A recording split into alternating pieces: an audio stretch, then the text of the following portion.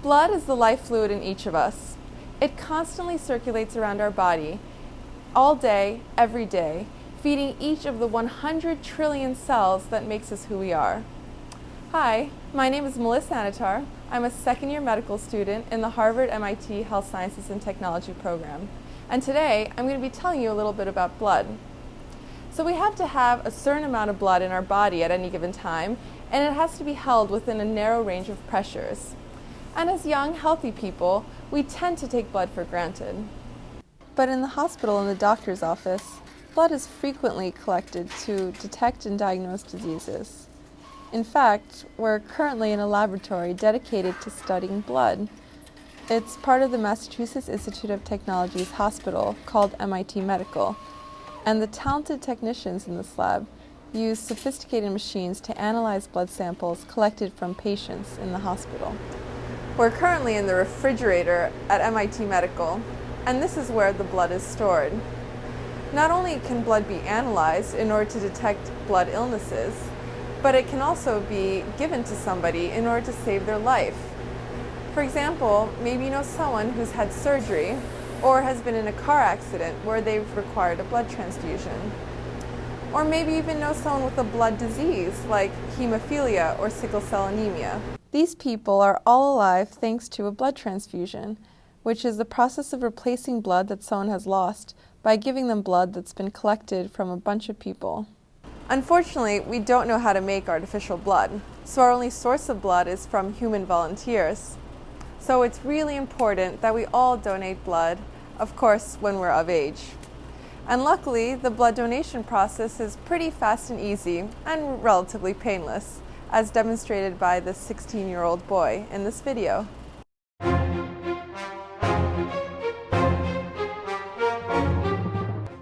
Seth Kerfman, I'm 16.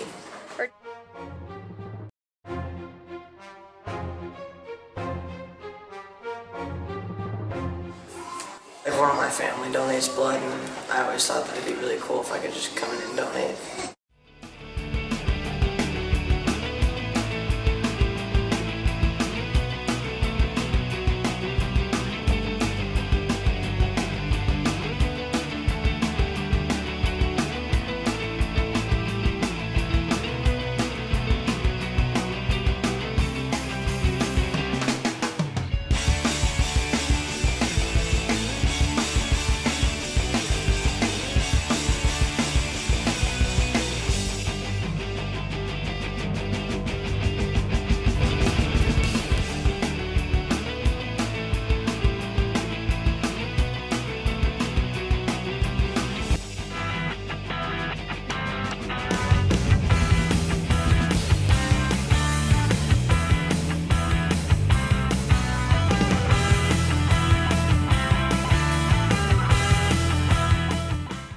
Really well. I didn't feel anything. I mean, at first you feel this little pinch, but that's it. It's just a pinch. And tell them that it's a lot easier than they probably think it is, and that at first it may seem a bit scary, but then once you start, you don't feel anything at all. By donating blood, this teenager is doing a heroic deed. Just one blood transfusion can save the lives of up to 3 people. Who knows, maybe one day your life or my life will be saved by a blood transfusion. So when people donate blood, they generally give about 1 pint, which is half of a liter. So that's a quarter of one of those big 2-liter soda bottles, and it's about 1.5 of a soda can. So of course, if we're able to give away just 1 pint like that and still be normal, we obviously have much more than 1 pint of blood in our body. So let's have you take a guess. How much blood do you think you have in your body? Is it maybe 1 liter, 5 liters, or 10 liters?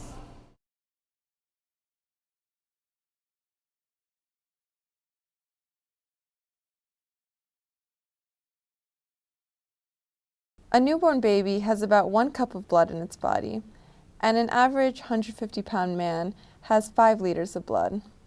So, did you guess correctly? An average-sized man gives about 10% of his total blood volume in just a single blood donation. Amazingly, their blood volume will return to normal just a few days later. So, why is blood so important? Why is it that someone can die within minutes from losing a massive amount of blood? And now that we're thinking about it, what is a massive amount of blood anyway? We'll tackle all these questions in this section. So obviously, we all lose a few drops of blood here and there every day from our daily cuts and scrapes, and our body is able to stop the bleeding from using a blood clot and then replace that blood. But you've all probably seen those horror videos where the main character is shot in the chest and blood comes gushing out and they fall dramatically to the ground. So how much blood do you think they had to lose before they had that dramatic drop? That number obviously depends on how much blood the character had in his body to begin with. So based on the fact that the average man has 5 liters of blood in his body, how much do you think he needs to lose before he dies? Take a guess, based on the fact that it must be more than 10% of total blood volume, since this is how much a person can normally donate without any negative consequences. So is it closer to 20%, 40%, or 60%?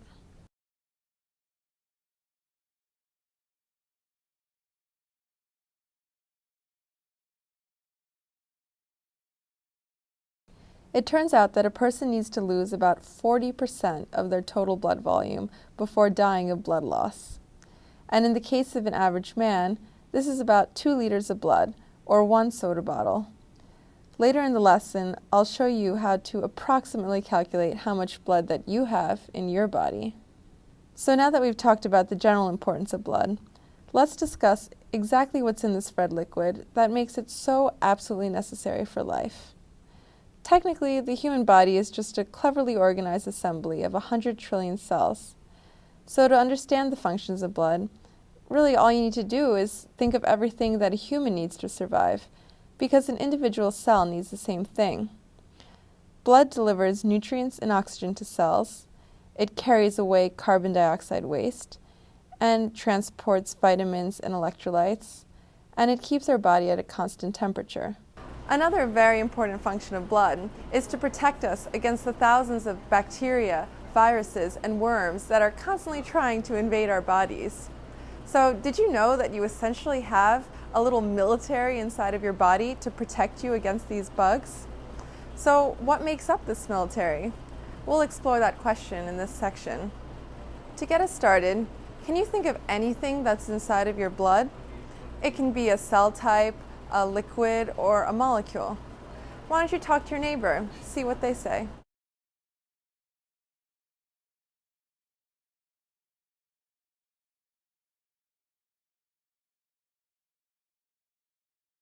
Let's figure out nature's recipe for blood, the stuff of life.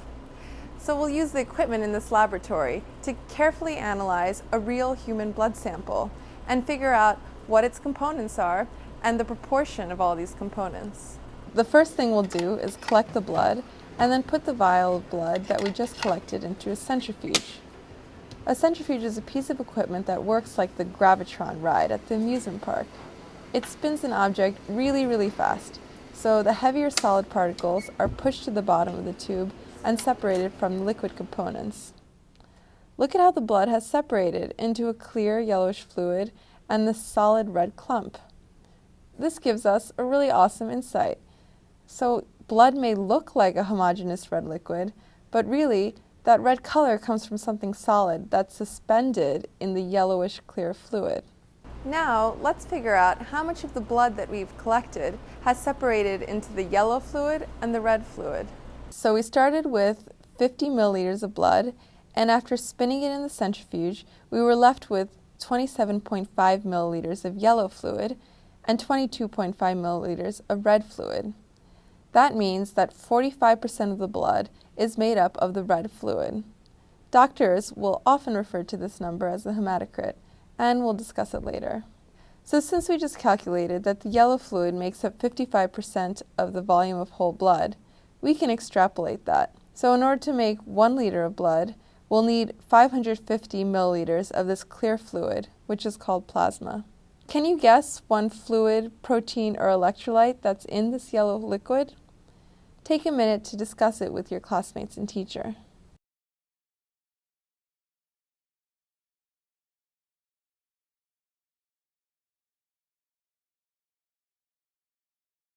Plasma is mostly water, but also has very important salts and proteins. The two main proteins are albumin and antibodies. Albumin is this big protein that prevents the liquid part of blood from leaking out of blood vessels and into tissues. Another tremendously important class of protein is the antibody. Antibodies are Y-shaped proteins that your body makes to tag invading viruses, bacteria, and fungi for destruction. As you get older and are exposed to more and more bugs, that is, bacteria and viruses, your body generates a larger collection of antibodies to protect you for life. Antibodies are the reason that many vaccines that you receive as a baby continue to protect you into your old age. Finally, plasma has proteins that help create blood clots. Just to summarize what we've learned, let's write down the 3 functions of plasma. So to sum up, plasma is the liquid component of blood. It prevents blood vessels from collapsing. It protects us against infections, and it enhances blood clotting. Now let's figure out what's in that red clump. To do that, we're going to have to take a closer look. Let's use this microscope for that. I'm going to take this glass slide and add a drop of blood and then smear it across. Then I'll add a dye which makes the white cells look purple, and then we'll take a look under the microscope. Why don't you tell me what you see? Check that out. I see 3 obviously different components. Can you pick out 3 different components in the smear, and can you describe them? Do you know what they're called? Work with your classmates and see what you can come up with.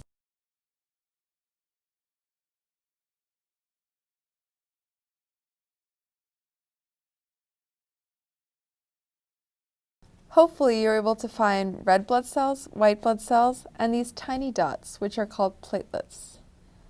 Red blood cells are donut-shaped discs that are the oxygen carriers in the blood. Each red blood cell contains a molecule called hemoglobin that enables it to have this amazing ability to bind molecules of oxygen. When a red blood cell goes into the lungs, tiny blood vessels, it grabs oxygen from the air that you inhale. So since the red blood cell is in the blood, it gets carried from the lung to tissues in your body, like muscle, to deliver oxygen to cells in order for them to survive. After unloading the oxygen, the red blood cell can then pick up carbon dioxide, a waste product that cells make, and get rid of it in the lungs again. So that's the main purpose of the red blood cell, to carry oxygen to cells all over your body and to take away carbon dioxide that cells make but is toxic to them. Think of the red blood cells as a type of logistics provider, delivering and picking up cargoes. Since you have 100 trillion cells in your body, there is a huge demand for oxygen, and you need enough red blood cells to be able to carry all this oxygen. I'll tell you that there are about 5 trillion red blood cells in just 1 liter of blood. Let's add this ingredient to the recipe. Take another look at the blood smear. Did you see these big purplish cells? These cells only look purple because of the dye that we use to visualize them under the microscope. Try not to get confused because these cells are called white blood cells in contrast to the red blood cells. Unlike red blood cells, which all look the same, there are many types of white blood cells, and they all serve to protect you from infection by making up part of your immune system. These different white blood cells have fancy names like neutrophil, lymphocyte, monocyte, basophil, and eosinophil. Trust me, it's easier to remember these cells if you put them into context. So think of a situation where someone falls and scrapes their knee on the sidewalk. When the skin on their knee is torn off, the floodgates open for bacteria to get into the cut. And once bacteria get under the skin, they release toxins that destroy tissue, and then they can get into the blood and wreak havoc all over the body. Luckily for us, we have an immune system that's like a highly trained military that's exquisitely designed to identify and kill a dangerous invader, in this case, bacteria. As we go through the types of cells in blood that make up the immune system, we'll come back to this analogy of war. So just to review, identify a neutrophil, lymphocyte, and monocyte on this image.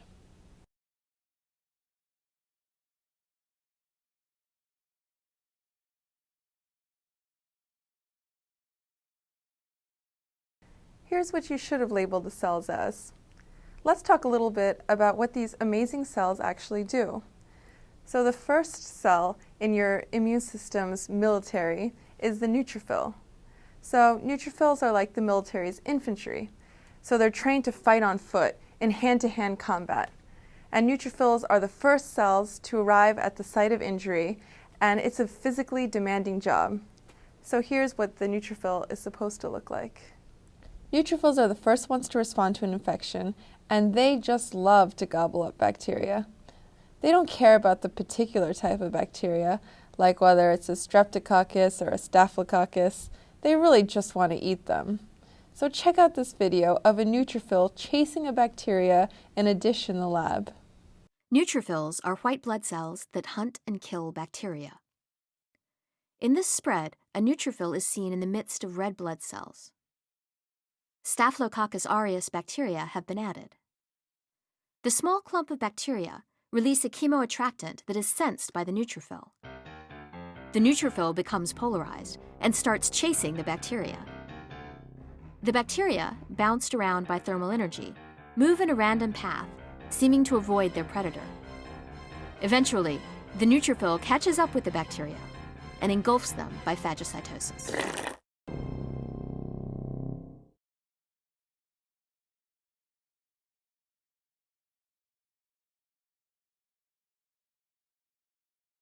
Neutrophils are easy to spot because they have these funny nuclei that are made up of several lobes connected by thin strands of tightly wrapped DNA. Well-functioning neutrophils are absolutely essential to human survival. People who are born without neutrophils that work properly have a disease called chronic granulomatous disease. And without medical treatment, they become very sick within the first few weeks of life from bacterial infections. Now that you've learned about the fastest, boldest white blood cell, let's take a look at another leukocyte. This one's called a lymphocyte, and it has a single big blue nucleus. Let's see if you and your classmates can take a look at the blood smears and see if you can find any neutrophils and lymphocytes.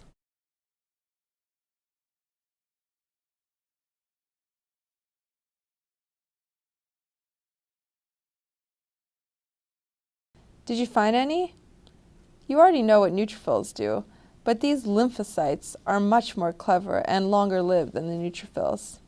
They're able to specifically recognize certain bugs, say HIV or the flu, and they can kill cells that have been infected by these viruses. They're like the Navy SEALs, because they're highly trained fighters that are very effective at destroying very specific threats. For each threat, they come up with a specialized plan of attack. Analogously, in the body, a different set of lymphocytes responds to the virus that causes the flu than to HIV.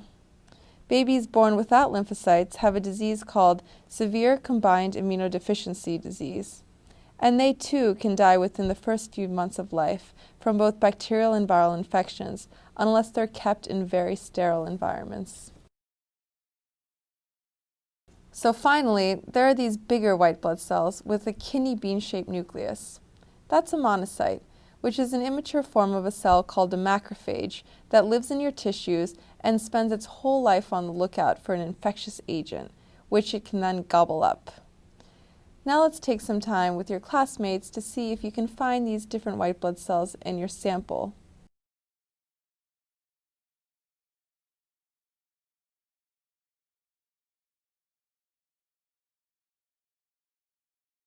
This white blood cell is a monocyte. If you look at this image, which is a lower magnification, so the cells look a little smaller, you can identify the lymphocytes and the neutrophils. Getting back to our recipe, you can tell from the blood smear that there are far fewer white blood cells than red blood cells. 1 liter of blood has about 5 to 10 billion white blood cells. Compare that to 5 trillion red blood cells. Of these white blood cells in a healthy person, about 60% are neutrophils, 35% are lymphocytes, and 4% are monocytes. Then you can have a smattering of eosinophils and basophils, but we won't get into the details of those. Let's add these to our recipe. Finally, if you've been paying attention, you'll see these tiny specks called platelets. Platelets clump together to form the blood clots that prevent you from bleeding to death after something as simple as a paper cut. There are about 300 billion platelets per liter of blood. And people who don't have enough platelets have a condition called thrombocytopenia. They're not able to form blood clots and are very likely to lose a lot of blood from holes both inside and outside their body. Let's add platelets to the recipe. Wow, blood is certainly complicated to make. Let's review the recipe. To prepare 1 liter of blood, you need 550 milliliters of plasma, which, as we talked about before, contains water, albumin, antibodies, electrolytes, etc. You need 5 trillion red blood cells. You need 10 billion white blood cells. And of these, 60% are neutrophils, 35% are lymphocytes, 4% are monocytes, and less than 1% are eosinophils and basophils. So remember how we were talking about how a newborn has about 1 cup of blood in its body, while your average 150-pound man has about 5 liters of blood? So now we can come up with a pretty good estimate for how much blood you have in your body.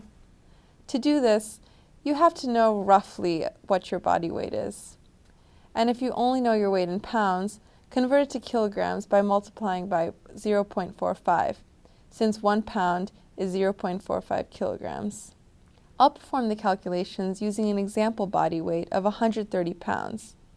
So 130 pounds times 0.45 kilograms per pound equals 58.5 kilograms. Now you do the same thing. Once you've determined your body weight in kilograms, you have to think about how much of your weight is made up of water and how much of it is made up of other substances like fat and bones. We'll estimate that 60% of your body weight is water. So to calculate the weight in kilograms of all the water in your body, multiply your body weight in kilograms by 0.6. Then convert the weight of water in kilograms to the volume by multiplying by the density of water, which is 1 liter per kilogram.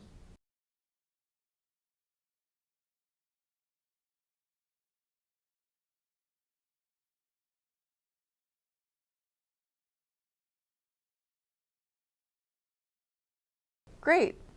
Well, we've already discussed that your body is made up of trillions of cells, and that these cells are all filled with water.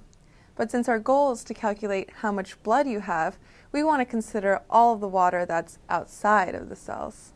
It's helpful to know that of all the water in your body, 2/3 of it is contained within cells, which is called intracellular fluid, and 1/3 of it is outside of cells, called extracellular fluid. Finally, blood makes up 1/3 of extracellular fluid. So to calculate the volume of blood in your body, we have to do the following. Take the total volume of water in the body, multiply it by 1/3 to get the volume of extracellular fluid in liters. In our example, we'll multiply 35.1 liters times 1/3 to get 11.7 liters of extracellular fluid. Now we need to multiply the volume of extracellular fluid by 1/3 to get the blood volume in liters. In the example, it's 11.7 liters times 1/3 to get 3.9 liters of blood.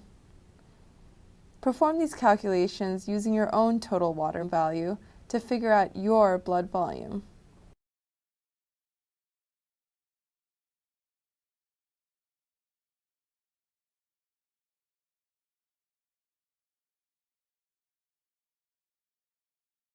So, did you get a value?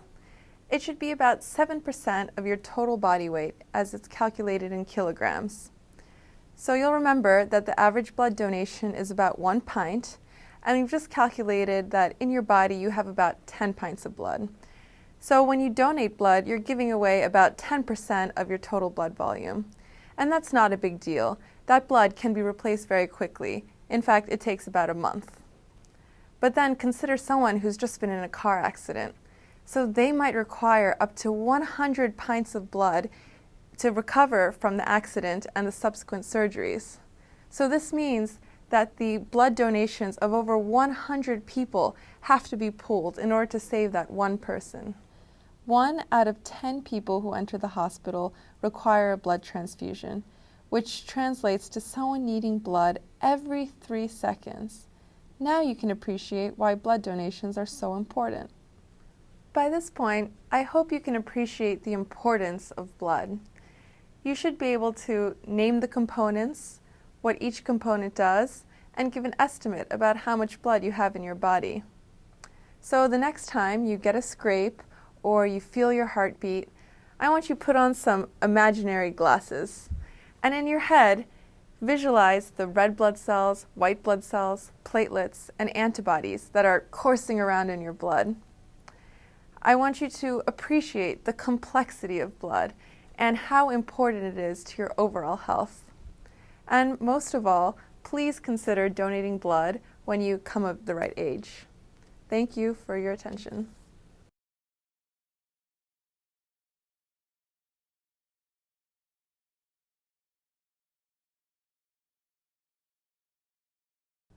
Hello. Blood is a fascinating and complex fluid that we often take for granted. So in this lesson, I hope to instill students with an appreciation for the complexity of blood so that the next time they see it, they can visualize the red blood cells, white blood cells, platelets, antibodies, other proteins, and fluid in general that are in the blood, and see it more as more than just some red fluid. So in this lesson, we talk about 2 really important techniques that are often used in the hospital. Blood smears are a very common method for directly analyzing the cellular components of blood, namely the red blood cells, white blood cells, and platelets, and also to confirm the results from automated lab equipment. So by looking at the color, size, shape, and proportions of cellular components, doctors can diagnose a patient's disease. Blood smears are also a very common and reliable way of diagnosing malaria, since the parasite can be seen inside of red blood cells. Another commonly used technique is blood centrifugation. And in the lesson, we calculate the hematocrit, which is the packed red blood cell volume, and it's a very clinically relevant measure. The hematocrit is defined as the volume of red cells in the body divided by the total blood volume. And people with anemia have a hematocrit that's below 41%. And this hematocrit is a great approximation for the total red blood cell mass and blood oxygen carrying capacity. In segments 1, 2, and 3, we ask the students to estimate the total volume of blood in the body and the volume of blood that someone must lose in order to risk death. The values that I cite, such as 5 liters of blood for a 150-pound man, are really just approximations. And then I go on to introduce the general functions of blood and an analogy that compares the immune system to a military. In segment 4, we'll determine the recipe of blood, so students can understand the components of blood and the function of each of these components. So we'll start by spitting down a vial of blood and then calculating the hematocrit. And just for fun, I'll ask the students to guess and see if they can guess any of the components of plasma. Plasma is 90% water by volume, and it contains dissolved proteins, glucose, clotting factors, hormones, mineral ions like sodium, potassium, chloride, and more. In segment 5, I introduce 2 of the most important proteins in plasma, which are albumin and antibodies. There is a schematic representation of an antibody in the PowerPoint slide set. Antibodies are generated by B cells in response to foreign proteins, which are called antigens. And these antigens can be components of bacteria, viruses, and more. And then we turn our attention to blood smears. And I've included several photos of blood smears that were taken at both high and low magnifications. If possible, it would be helpful to print out these PowerPoint slides for the students to use. It's easy to tell the red blood cells from white blood cells, and keep in mind that the white blood cells have been stained purple using the right stain. Since there are about 1,000 times more red blood cells than white blood cells in blood, the blood smears consequently have many, many more red blood cells than white. At low magnification, it's common to see only 1 to 10 white blood cells per image, and the white blood cells look so small that it's hard to tell their identity. To fix this problem, I have also provided high magnification images that focus on specific white blood cell types. These images are all in the PowerPoint slide set. So to quickly review how a blood smear is made, the blood is collected in a tube which contains EDTA anticoagulated blood. And a small drop of blood is placed on the surface of a clean glass slide near the edge. The clean edge of a glass slide is then used to spread the drop of blood across the entire slide, creating a thin, uniform layer. The blood smear is allowed to completely dry, and then it's stained using a combination of dyes, which is called the Wright stain. That makes it much easier to differentiate the blood cell types. So in segment 6, we analyze a blood smear in order to teach the students about some of the components of blood. And the first component that we look at is the red blood cell. And then we talk about the oxygen-carrying abilities of red blood cells. And there is a really great video that was created by Heart Start Skills about oxygen-carrying abilities of red blood cells. And it would be really helpful to show this video in your classroom if you have a chance. To introduce students to the different types of white blood cells, show the labeled images in the PowerPoint slide set, and then the unlabeled images to see if the students can remember which is which. Then we go on to discuss the most prevalent white blood cell in the blood, which is the neutrophil. Neutrophils are pretty easy to pick out because they're relatively numerous and they have a very distinct nucleus. It has many lobes, which gives rise to their alternative name of polymorphonuclear cells. The neutrophil video is meant to show the students the incredible way in which the neutrophils can detect bugs like bacteria and then proceed to chase them. I also talk about a disease that results from dysfunctional neutrophils, and the disease is called chronic granulomatous disease. And it's really rare. It only affects about 1 in 200,000 people. It has an X-linked inheritance pattern, and it can be caused by mutations in several different genes. But all these genes play a similar role in the ability of immune cells like neutrophils, monocytes, and macrophages to be able to produce radical oxygen species that they use to kill bacteria. In segment 7, we continue the blood smear analysis and discuss lymphocytes and monocytes. Lymphocytes can be further divided into B cells, T cells, and natural killer cells. B cells produce and secrete antibodies. T cells coordinate the immune response and kill infected cells. And natural killer cells also kill virally infected cells and cancerous cells. In segments 8 and 9, we review the recipe for blood and step through a series of calculations that allow them to calculate how much blood there is in their body. So in order to do this, the students will probably need a calculator and paper. And they'll also need to know their weight. So if they know their weight in pounds, it'll be necessary for them to convert that weight into kilograms. And if they don't know their weight, it might be helpful just to give them a weight to work with. For example, I work through all the calculations using a weight of 130 pounds. I hope that this exercise helps students to appreciate not only how much blood they have in their body, but how much blood is given in a single donation, and also the amazing ability of the body to be able to replenish this lost blood in a little over a month. By the end of the lesson, I just want students to appreciate the fact that blood is this really complex mixture of cells and proteins and different fluids, and that blood is absolutely essential for survival. And we can't make artificial blood, so it's necessary for people to donate blood. And just to drive home that point, I give the example of someone who's been in a car accident where they require 100 pints of blood to recover from their accident and the subsequent surgeries. So to get that 100 pints of blood, 100 people need to donate in order to save that one life. So in conclusion, thank you very much for your attention, and I hope that you and your students enjoy the lesson. And I'd also recommend the website of the American Red Cross, which is at www.redcrossblood.org. And they have some really great information there. So thank you.